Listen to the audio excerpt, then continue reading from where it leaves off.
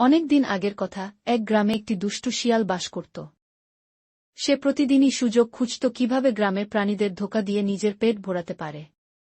একদিন সে হঠাৎ দেখতে পেল একটি মুরগি গাছে বসে আছে।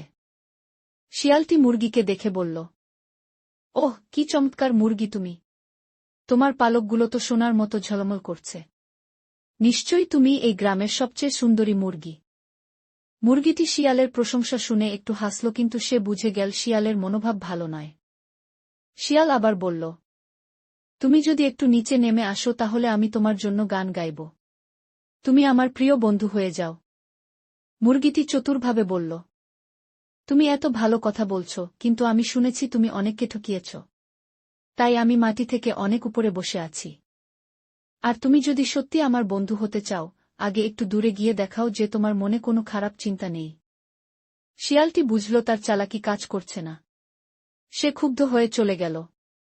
মুরগিটি তখন নিজের মনে মনে বলল, চালাক হতে হলে শুধু পালক নয়, বুদ্ধিও লাগবে।